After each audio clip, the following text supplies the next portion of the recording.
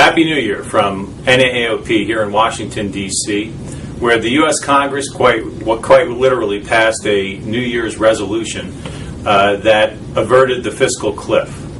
Much to the surprise of many that they were able to get this done over the course of a holiday.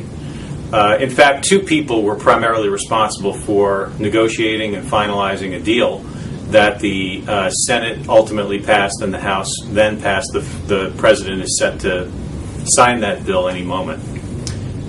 Vice President Joe Biden and Minority Leader in the Senate, Mitch McConnell, finally got on the phone and tried to figure out how to avert the fiscal cliff, and ultimately wound up passing a bill that doesn't address many of the most vexing and contentious issues, but does raise about $600 billion in new revenue, that's new increased taxes over the next 10-year period. And it averts some of the worst cuts that were scheduled to go into effect on January 1st, including the across-the-board sequestration cuts and the physician fee schedule cut.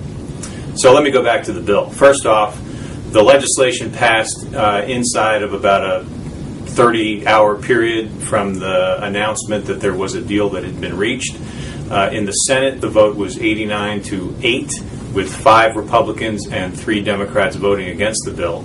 And in the House, the vote was 257-167, where you had a pretty bipartisan vote. 172 Democrats voted in favor of it, and about 151 Republicans voted against the bill. Ultimately, the bill passed, and the President is scheduled to sign the bill.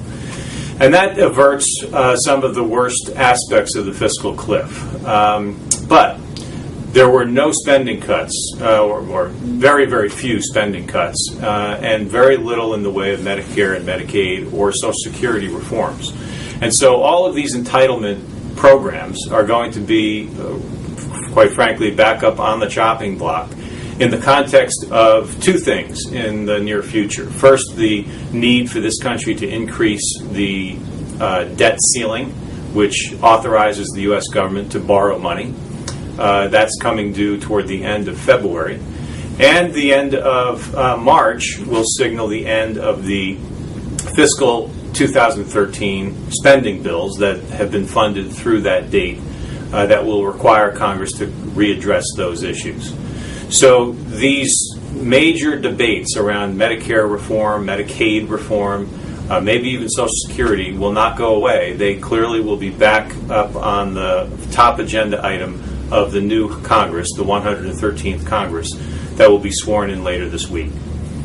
So we have a lot of work to do. Let me quickly say that the physician fee schedule was in fact preserved as it currently is, with a 0% update. That means that physicians will not receive a 27% cut in their fees starting January 1, 2013. For at least 1 year, that those fees will remain in place. And we'll be back to the drawing board next year to try to figure out how to stave off another probably 30% cut to the physician fee schedule. In addition, the outpatient therapy caps will be extended in their current, essentially in their current posture, which means that Medicare beneficiaries in need of more than average therapy services will not reach an $1,890 cap and be told that they can no longer receive services. In addition, the orthotic and prosthetic fee schedule will receive a 0.8% update. This is calculated by the increase in the Consumer Price Index for urban consumers, what they call the CPIU, reduced by what they call the productivity adjustment, which is essentially a mechanism for decreasing the physician fee schedule based on the increased productivity of healthcare across the board. And so the O&P fee schedule will, for the short term at least, receive an increase of a 0.8% update. And the bill does not offset any of those provisions with new spending cuts toward the orthotic and prosthetic field. And so there's no expansion or acceleration of competitive bidding for orthotics and prosthetics or any other reductions in spending. So all in all, good news for O&P, but the battle will continue in 2013. So stay tuned. Thanks so much.